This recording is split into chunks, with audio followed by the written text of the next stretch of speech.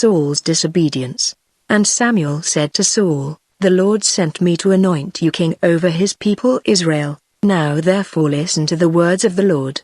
Thus says the Lord of hosts, I have noted what Amalek did to Israel in opposing them on the way when they came up out of Egypt. Now go and strike Amalek and devote to destruction all that they have. Do not spare them, but kill both man and woman, child and infant, ox and sheep, camel and donkey." So Saul summoned the people and numbered them in Telaim, 200,000 men on foot, and 10,000 men of Judah. And Saul came to the city of Amalek and lay in wait in the valley. Then Saul said to the Kenites, "Go, depart, go down from among the Amalekites, lest I destroy you with them. For you showed kindness to all the people of Israel when they came up out of Egypt." So the Kenites departed from among the Amalekites. And Saul defeated the Amalekites from Havilah as far as Shur, which is east of Egypt.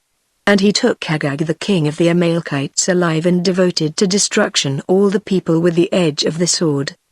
But Saul and the people spared Agag and the best of the sheep and of the oxen and of the fattened calves and the lambs, and all that was good, and would not utterly destroy them.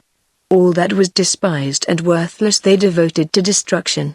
The word of the Lord came to Samuel, "I regret that I have made Saul king, for he has turned back from following me and has not performed my commandments." And Samuel was angry, and he cried to the Lord all night. And Samuel rose early to meet Saul in the morning. And it was told Samuel, Saul came to Carmel, and behold, he set up a monument for himself and turned and passed on and went down to Gilgal. And Samuel came to Saul, and Saul said to him, "Blessed be you to the Lord. I have performed the commandment of the Lord." And Samuel said, "What then is this bleating of the sheep in my ears and the lowing of the oxen that I hear?"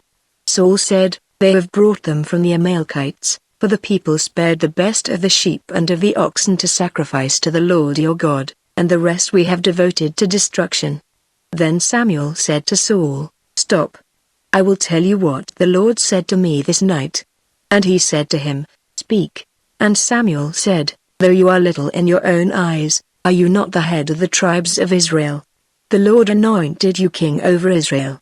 And the Lord sent you on a mission and said, Go, devote to destruction the sinners, the Amalekites, and fight against them until they are consumed. Why then did you not obey the voice of the Lord?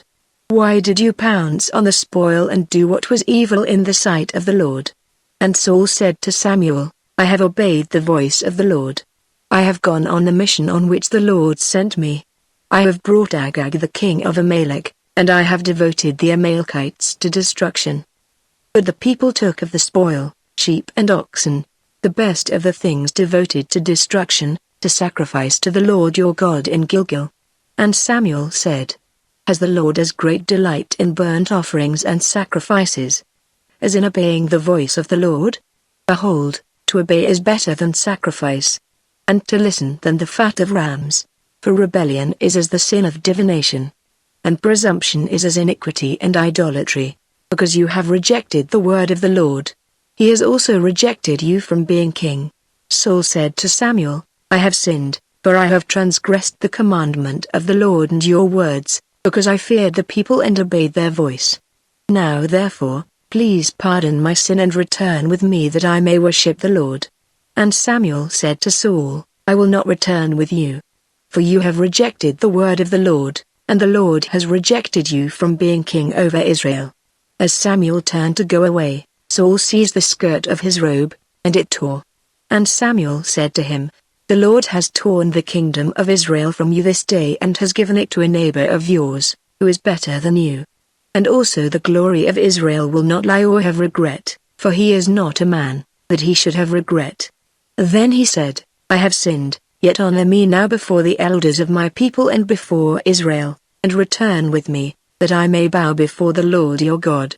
So Samuel turned back after Saul, and Saul bowed before the Lord. Then Samuel said, "Bring here to me Agag the king of the Amalekites." And Agag came to him cheerfully. Agag said, "Surely the bitterness of death is past." And Samuel said, "As your sword has made women childless, so shall your mother be childless among women."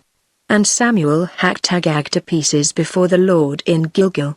Then Samuel went to Ramah, and Saul went up to his house in Gibeah of Saul. And Samuel did not see Saul again until the day of his death. But Samuel grieved over Saul. And the Lord regretted that he had made Saul king over Israel.